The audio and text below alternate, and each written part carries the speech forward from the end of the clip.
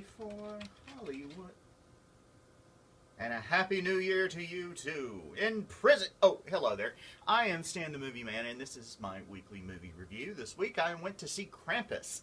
It stars Adam Scott, Toni Collette, David Koechner, Allison Tolman, Conchata Ferrell, and more. It is the story of your typical happy American family getting together to share the holiday spirit. Except it isn't. It starts out with a near riot at what appears to be some sort of big box store, and apparently Black Friday sales, and people fighting with each other over meaningless stuff, and it focuses on a family, Tom and Sarah, played by Adam Scott and Toni Collette, and their two kids, Beth and Max, played by Stefania Lavie Owen and MJ Anthony. Max rather is he's trying to cling on to traditional holiday celebrations that he remembers from his younger childhood. He's only, I don't know, maybe 12 years old in the film,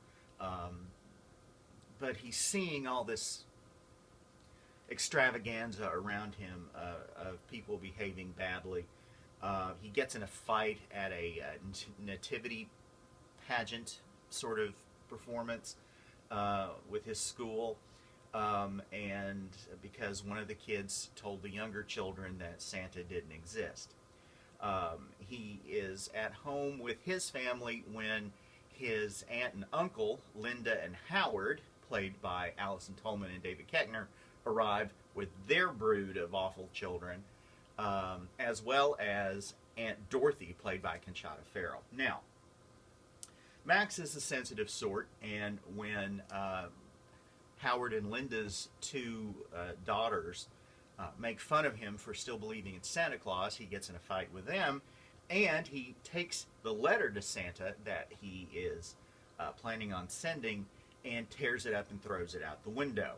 It behaves oddly when he throws it out the window. It rises into the sky, and soon a major blizzard blows into town. Their power goes out, and weird things begin to happen. A creature appears with hooves and chains and horns. It is called the Krampus, and Max's grandmother, Omi, played by Krista Stadler, who is from Germany, tells the story of Krampus and how they're pretty much in a huge amount of trouble. This is kind of a horror, light comedy, family-ish film. I wouldn't take small children to see it because they will probably be frightened by the various creatures that show up. Plus, there's a little language in it, including one F-bomb. But it is, to me, probably the new holiday classic as far as the modern take on Christmas. As a child, you have certain expectations, and your parents do everything they can to make sure those expectations are met. Then you become an adult, and you realize that those expectations can't be maintained through your life. If you have children, you try to continue those, but there comes a point where the stress and the financial burden of trying to maintain Christmas the way you remember it, even if that isn't entirely accurate, it begins to overwhelm you, and the joy of the season is replaced by the dreading of the season, and that's what this movie is largely about. And then, of course, it has your basic horror elements in it as well. It's an entertaining film. It's not terribly scary. It has some amusing moments, but it's not really that funny of a film. It's kind of a Midland movie.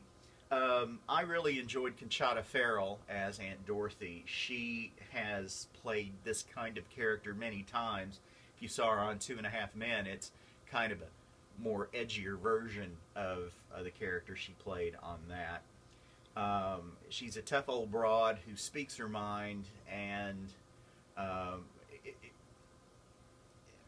I'm sure there's some goodness in there somewhere, but it isn't put on display very much in the movie, and she's a lot of fun in the film. The rest of the cast is good, and the special effects are well done. As usual, fake snow looks like fake snow after a while. It starts to look like powder, especially when it starts to stick to sweaty faces, even though it's supposed to be 20 degrees below zero. It's an entertaining film. It has a nice sort of twist of the knife to it, and there may be some sort of lesson that can be learned from it. I doubt that anyone will, but again, it's an entertaining film. It lacks some serious scares as well as some serious laughs. It's not enough of either to really make it stand out, but it's pretty well done. I'm giving it 4 stars. Go to stanthemovieman.com to read my complete review, as well as to follow me on Twitter. You can do that at MovieManStan. You can send emails to me, stanthemovieman@comcast.net. Till next time, later.